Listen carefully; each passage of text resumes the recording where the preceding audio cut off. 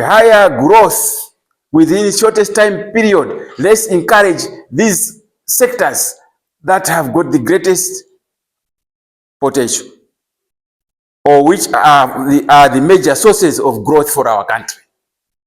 So the understanding these GDP figures sector by sector will actually help you to understand how the economy is growing and where is the source of this growth. So for planning purposes, that is one reason. Any question? No? Sorry? Speak English, please. What's that?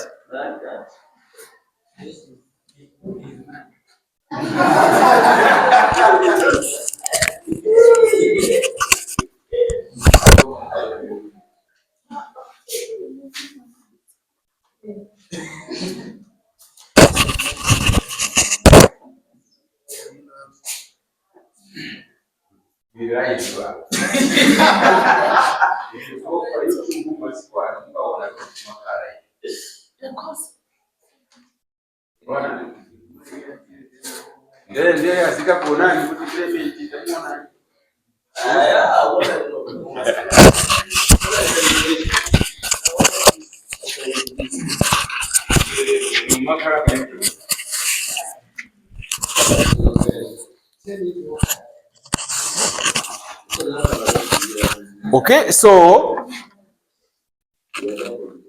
what other use do you think it is? One, we have said it can give us understanding of the size of the economy. Okay?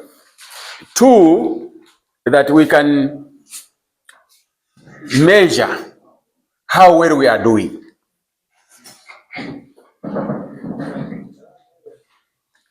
Three, that we can use this information for planning purposes or intervention purposes. You can intervene in the economy and do something about it. And if you go onto the NSO website, you can Google and type sources of GDP for Malawi. It will show you the various contributions of various sectors. So it will show you agriculture, how much it contributes to GDP. So in most cases, it will be around 28-29% of GDP is actually from agriculture in Malawi. It used to be 30 something. Now it is slightly below 30. Okay, so you can tell which sector is important in Malawi. And 30% is quite huge. Mind you, there are so many sectors, but agriculture alone takes a big chunk.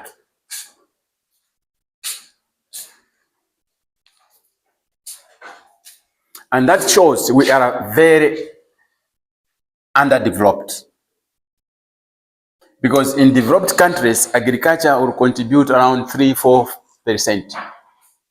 Most of the GDP, most of the production activities are happening in manufacturing, services, and things like that are the ones which are contributing more to GDP.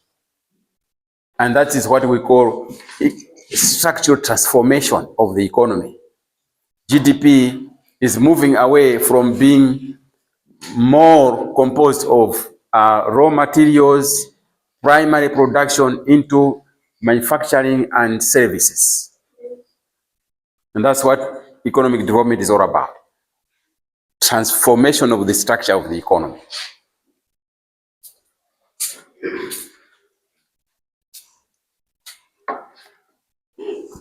So what are the problems when you are comparing? When you are comparing Malawi and Zambia, for example, So when you are comparing Malawi and Mozambique, for example, we have to compare apples with apples. So we have to, now I want to come to your concern.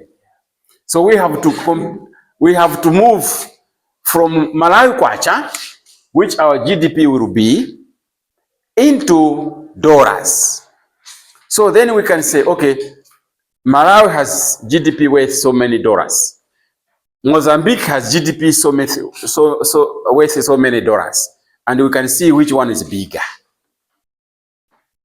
So we will see which economy is bigger. Okay? But is that important? I don't know. Okay? Maybe you can boast that, oh, we are bigger than you. Okay? But doesn't mean anything to me. But growth, if you are comparing those dollars over the years, then you'll be talking about who is making more progress. So if GDP of Malawi is growing at 3% and GDP of Mozambique is growing at 1%, you can say, we are not doing badly. Okay? But the problem is, these dollars that we have converted to, it depends on the exchange rate that is being used. Because exchange rate policies are different between countries. So some countries have got a fixed exchange rate system, others have got a market determined exchange rate system, which we sometimes call floating system, meaning you let the currency freely be determined by demand and supply.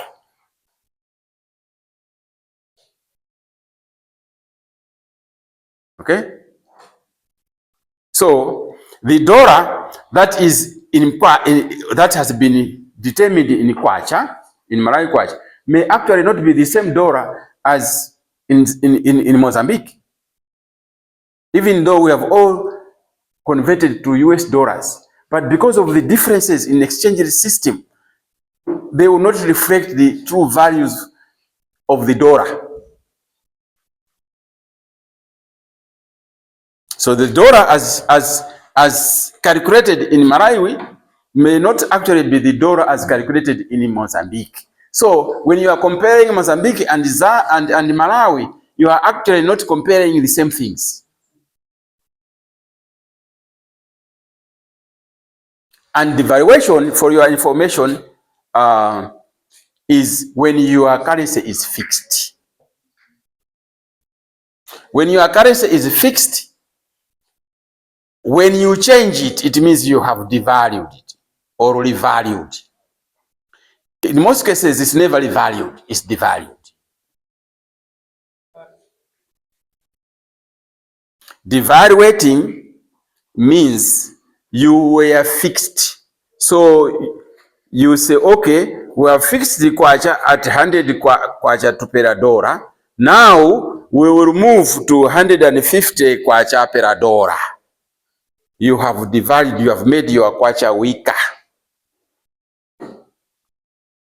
Okay? Because you are fixing it. You are not determining the value of the dollar based on supply and demand. When you are not fixed, we don't say devaluation. We say depreciation. The kwacha has depreciated at the market. It has lost value. Not by somebody waking up from sleep and going to the Reserve Bank in the morning and say, today the kwacha should be devalued. But it's just at the market, supply and demand. I think you should come to my office. Okay, sir.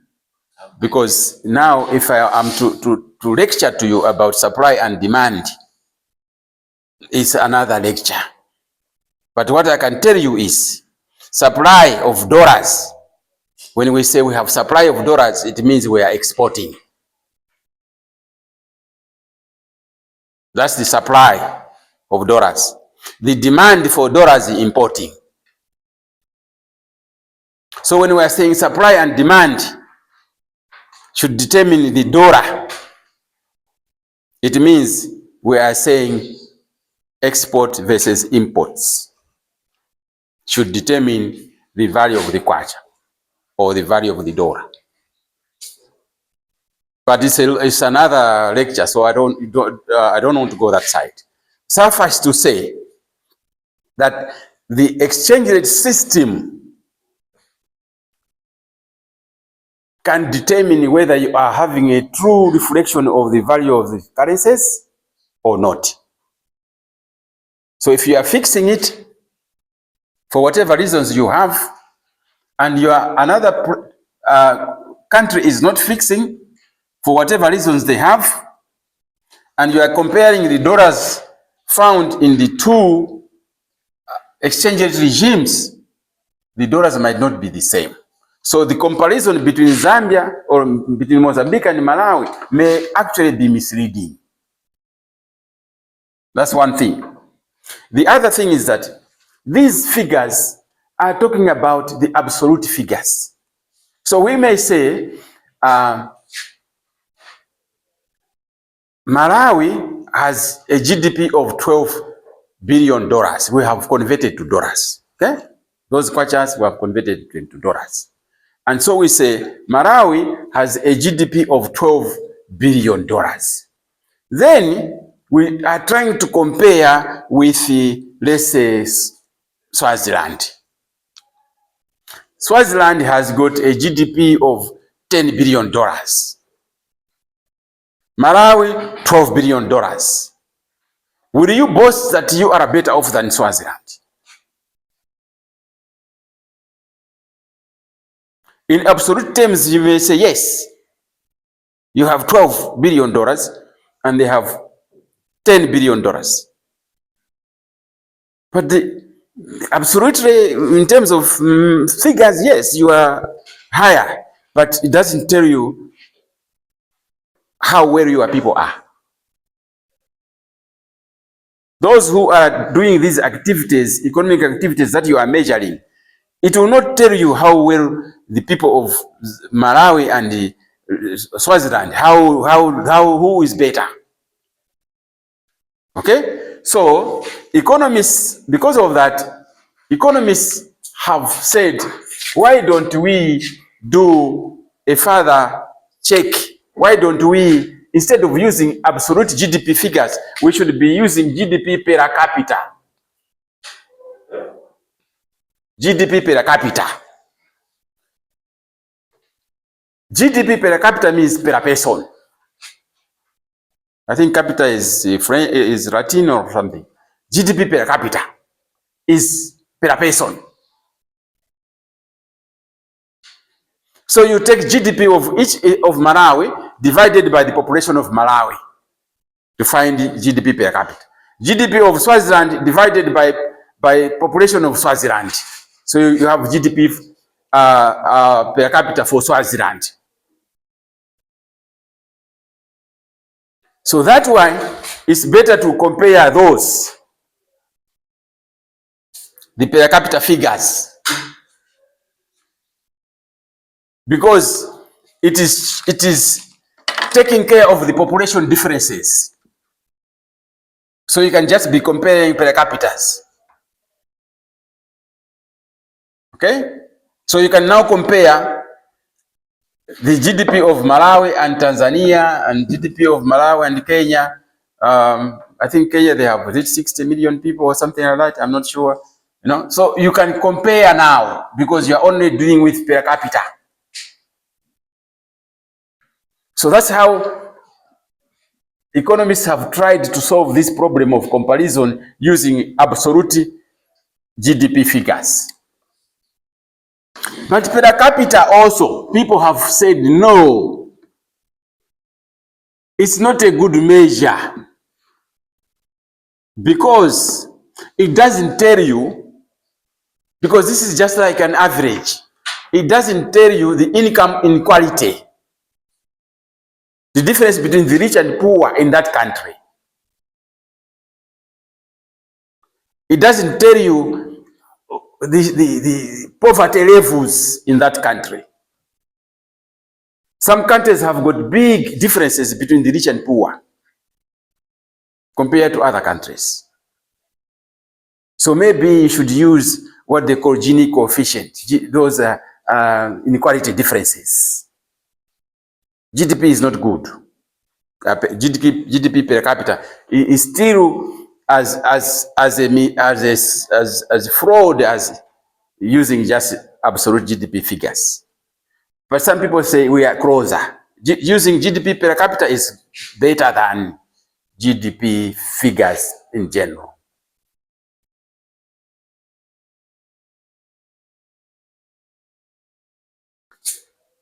So I don't know whether you are catching this.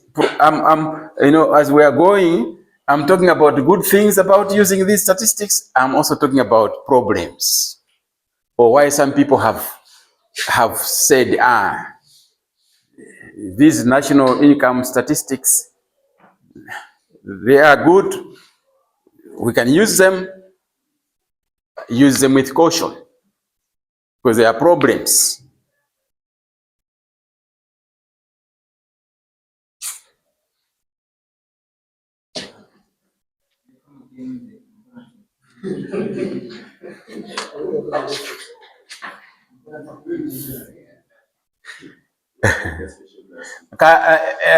Has anybody understood the authors of GDP? Can somebody help me? Huh?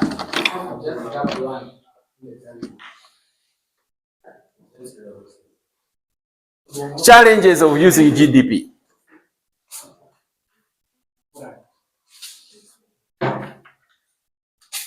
Well, can you try one and then I add? It helps in planning to compare factors which has contributed more. Yeah, good, excellent.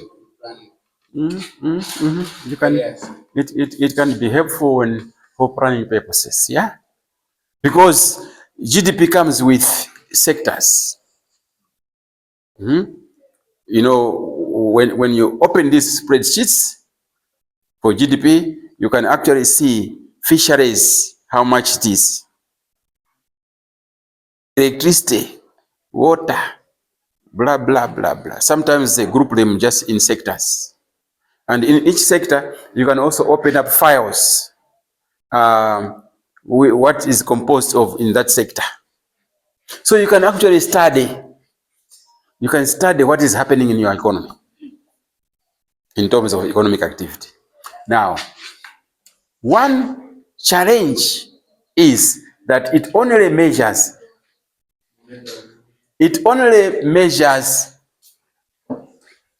activities which are in the formal sector.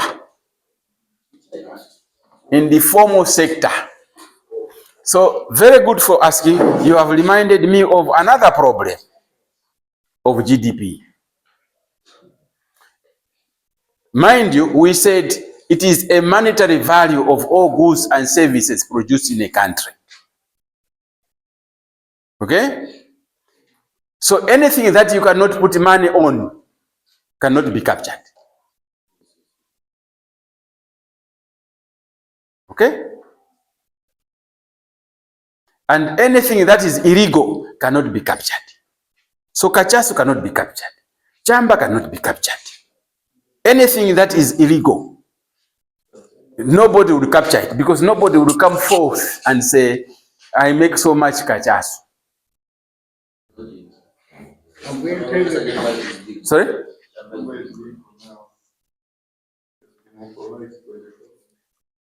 Now you are introducing another debate. You guys, what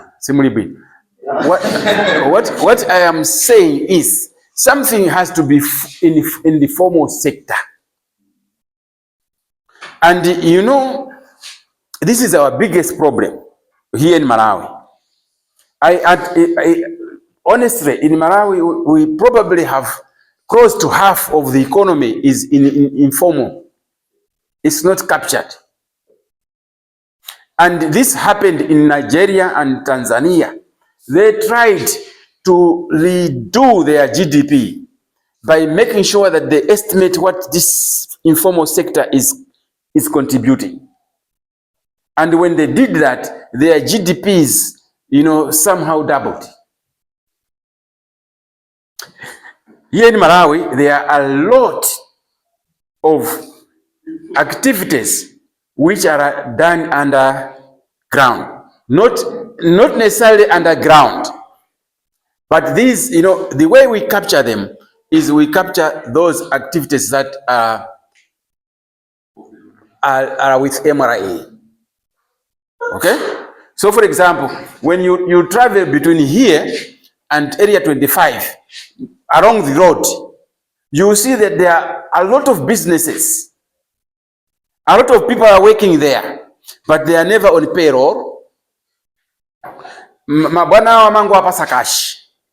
Some of them, they don't even get paid through the bank. MRA taxes, they don't even pay. Even in my business, akapanga profit. These are entrepreneurs. These are businessmen. Some of them are making cement blocks. When akupanga mipando, this, these steel doors and blah blah. They make a lot of profit, but because they are not in the informal sector, you don't capture them. So our GDP is understated. So if you are comparing GDP of Malawi and a country, maybe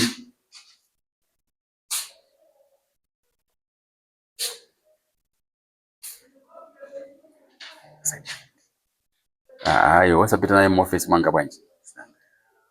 I don't know your office. After the dean of students, next is my office. Just put it under the table, under the door. Okay, so you have in Malawi we have a very huge informal sector. So that is another. If you were asked to criticize the inadequacy of GDP figures for use as a statistics, is that it's not capturing, for example, in Malawi, it's not capturing the informal sector, and yet the informal sector is very huge, which means our GDP is grossly understated.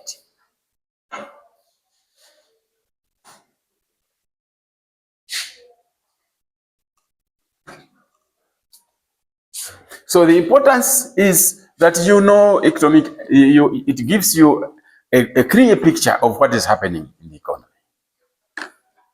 Okay, that's very important. But remember, these statistics is not just GDP. There's also GNP. There's also GNI. And now, when we are studying this national, you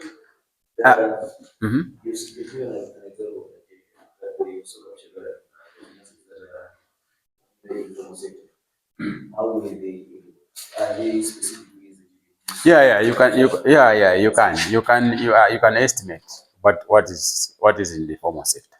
Yeah, you can. Yeah, a good research can do that. Okay. Yeah, depends on your sampling techniques and sample size and all that. You can estimate very close range with probably margin of error of probably less than 5% margin of error. Then your standard deviations. You've done that. I'm sure you are. No, not yet. Maybe you are not yet doing research methods. When you get into 30.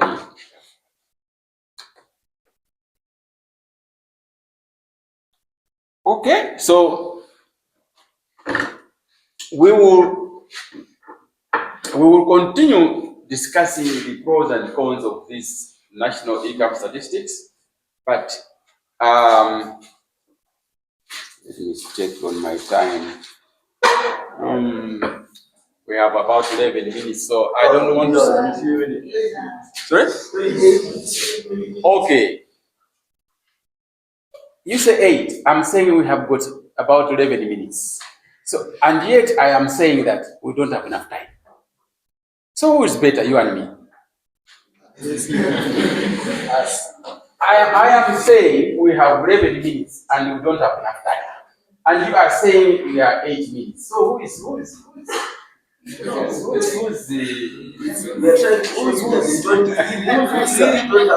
So I would like to give you a homework, reading assignment. Go ahead. Clement. I know that there is democracy, but let me be your lecturer. I love you. Thank you. I love you too. So let me be a lecturer. I am giving you a reading assignment. Go and read on how to measure GDP. There are 3 approaches. There are 3 approaches on measuring GDP. Okay? So that next week when we come, Mr. Zakari Mafuzabini. Okay, sir. Example, yeye anakuja kuadvise on what you have already read. Ndio sana. Ndio sasa leo.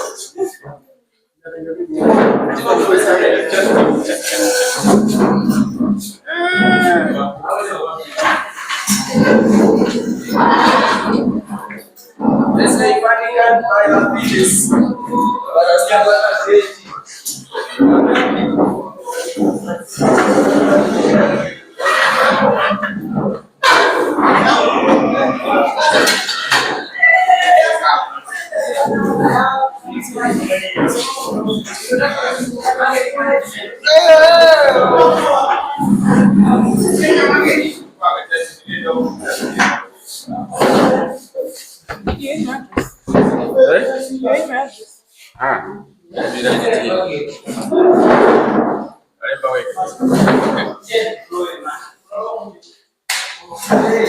all capital, all small letters.